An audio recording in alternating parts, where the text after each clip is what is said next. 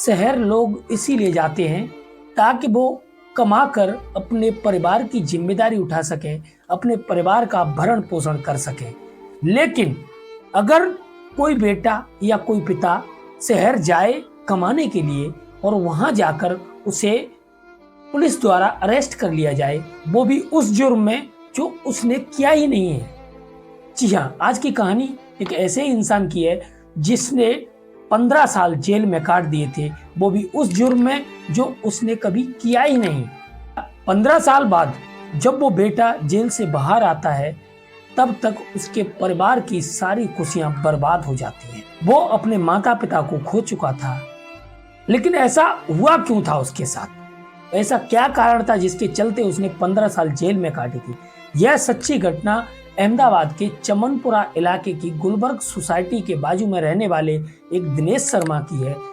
इस कहानी को पूरा समझने के लिए हमारे वीडियो में अंत तक रहें। चैनल पर नए हो तो चैनल को सब्सक्राइब कर लें।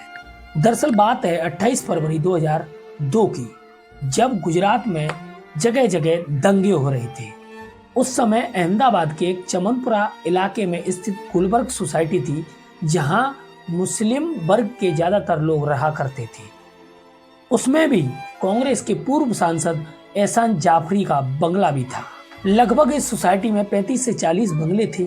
जब चारों तरफ से खबरें आ रही थी कि वहां किसी ने ट्रेन जला दी, तो कहीं किसी सोसाइटी पर हमला हो गया, चारों तरफ से ऐसी खबरें आ रही थी। उसी बीच कुछ हिंदू संगठनों ने भी इस गुलबर्ग सोसाइटी पर हमला कर दिया और इसमें बने सारे घरों में आग लगा दी। गुलबर्ग सोसाइटी कांड में लगभग 35 लोगों की मौत हुई थी। उन 35 में से भी 4 लोगों की डेड बॉडी मिली और बाकी 31 लोगों का कभी पता ही नहीं चला। लेकिन उसके बाद इन्हें भी मृत घोषित कर दिया गया। अब जैसे ही इस मामले की गूंज देश के तमाम बड़े चैनल्स पर, देश के तमाम बड़े अखबारों में आने लगी, पुलिस ने भी धरपकड़ शुरू कर दी, क्योंकि सन 2002 में इतने सीसीटीवी कैमरेज तो नहीं होते थे। अब इस गुलबर्ग सोसाइटी के आजू बाजू में जितने लोग रहा करते थे या फिर जिन लोगों को चिन्हित किया गया था, उन सारे लोगों को अरेस्ट किया गया। उन्हीं में एक इंसान था दिनेश शर्मा। दरअसल ये गुलबर्ग सोसाइटी से 500 मीटर की दूरी पर इसका घर होता है, जहां इसके माता पिता और इसका एक बड़ा भाई भी रहा करता था।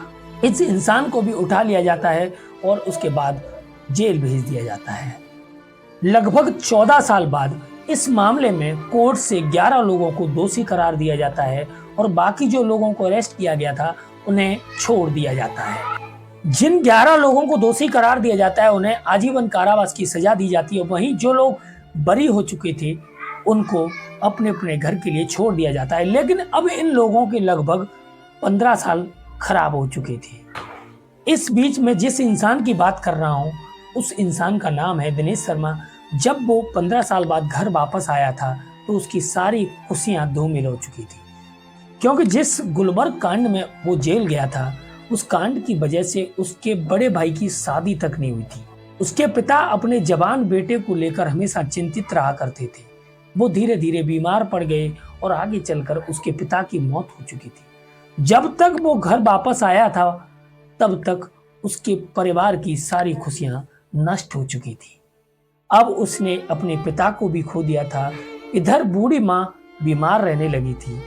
सन 2017 में जब वो वापस आया था, तब तक उसके परिवार में सिर्फ उसका बड़ा भाई और उसकी माँ जिंदा थे। बड़े भाई की भी शादी नहीं हुई थी। यानी अब ये परिवार पूरी तरह से बर्बाद हो चुका था।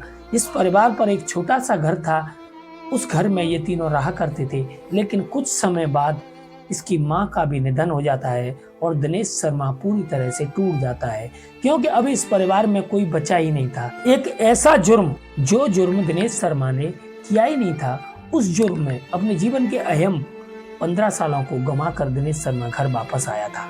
लेकिन अब उसका सब कुछ खो चुका था। उसने अपने माता पिता को खो दिया था और बड़े भाई की जिंदगी भी पूरी तरह से बर्बाद हो चुकी थी, क्योंकि छोटे भाई पर जो आरोप लगे थे वो कोई छोटे मोटे आरोप नहीं थे। वो आरोप गुजरात में हुए दंगों के थे। उन दंगों में जिन लोगों को पकड़ा गया था, उन लोगों के परिवार पूरी तरह से बर्बाद हो चुके थे।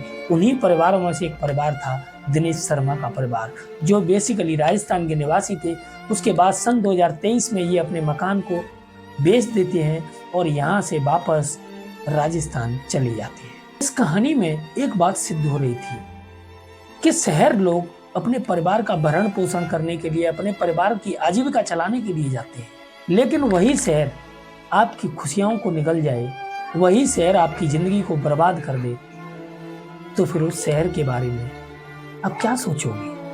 कभी आए थे जिस शहर में अपने सपनों को पूरा करने के लिए, आज वही शहर इस दिनेश शर्मा नाम के इंसान के सपनों को निगल गया था। अब ये इंसान पूरी तरह से टूट चुका था।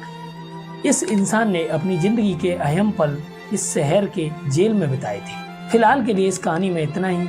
मिलते हैं एक और कहानी के साथ, तब तक के लिए जय हिंद, जय भारत।